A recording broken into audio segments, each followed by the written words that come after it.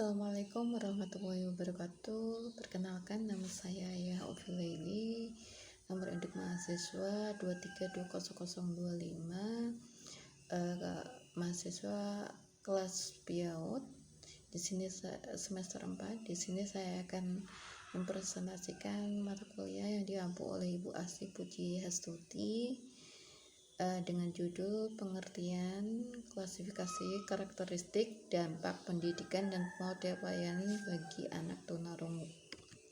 Pengertian tunarungu. Anak tunarungu merupakan anak yang mempunyai gangguan pendengaran, sehingga tidak dapat mendengarkan bunyi dengan sempurna atau bahkan tidak dapat mendengar sama sekali.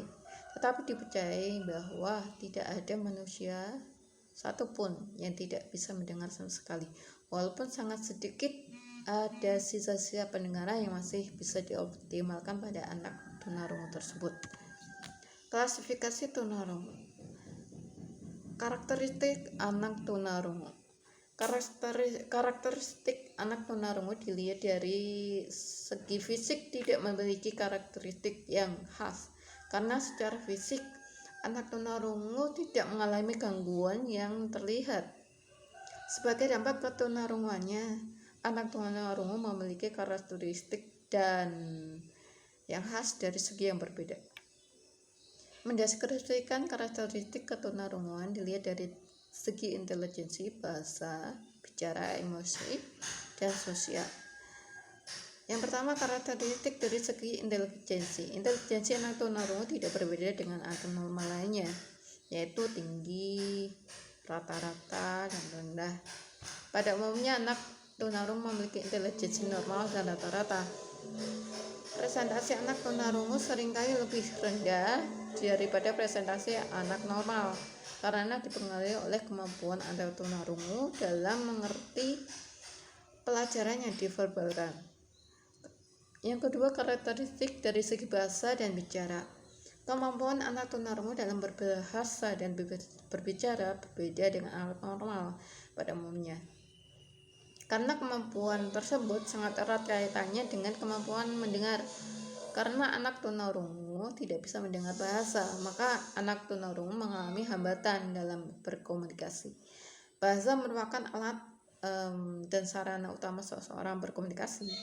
Alat komunikasi terdiri dari membaca, menulis, dan berbicara, sehingga anak tunarungu akan tertinggal dalam tiga aspek penting tersebut. Yang ketiga, karakteristik dari segi emosi dan sosial. Ketunarunguan dapat menyebabkan keterasingan dalam lingkungan. Keterasingannya tersebut akan menimbulkan beberapa efek negatif seperti egosentris yang melebihi anak normal, mempunyai perasaan takut akan lingkungan yang lebih luas, ketergantungan terhadap orang lain. Perhatian mereka lebih sukar dialihkan, umumnya memiliki sifat polos, tidak banyak masalah, dan lebih mudah marah dan cepat tersinggung.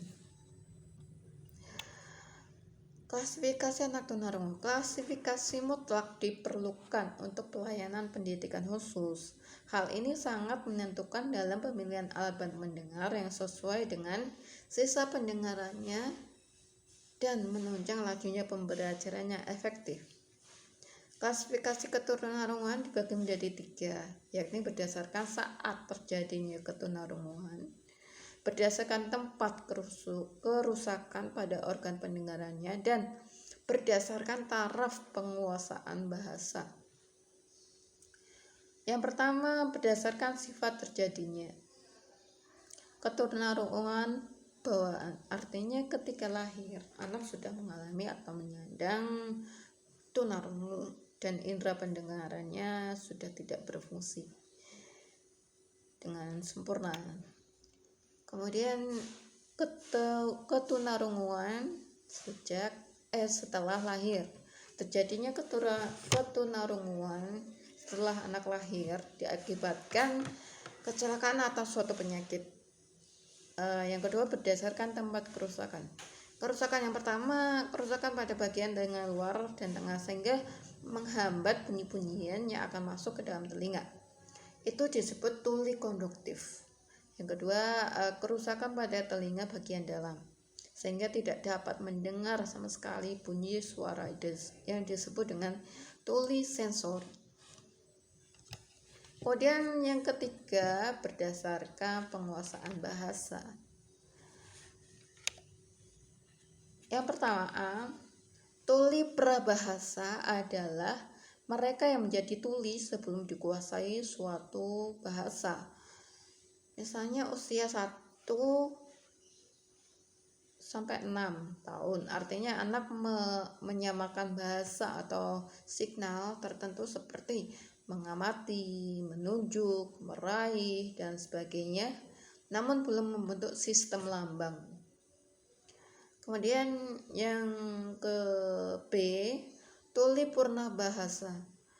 Artinya mereka yang menjadi tuli setelah menguasai bahasa, yakni setelah menerapkan dan memahami sistem lambang yang berlaku di lingkungan. Nomor 4, model pelayanan bagi anak tunarungu. Salah satu solusi untuk anak tunarungu adalah sekolah inklusi. Sekolah inklusi merupakan perkembangan baru dari pendidikan terpadu. Pada sekolah ini setiap anak sesuai dengan kebutuhan khususnya. Semua diusahakan dapat dilayani secara optimal dengan melakukan berbagai modifikasi dan penyesuaian mulai dari kurikulum, sarana prasarana, tenaga pendidik dan kependidikan, sistem pembelajaran sampai pada sistem penilaiannya.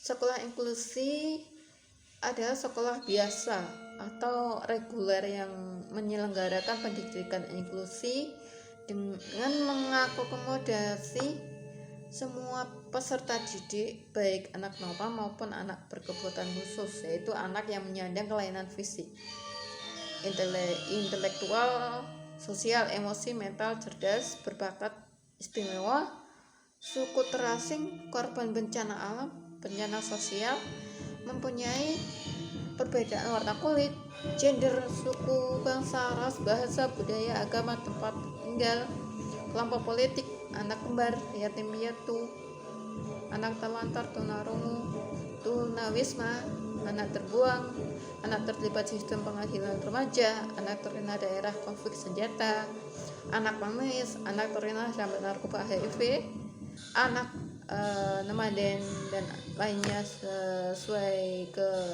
kemampuan kebutuhan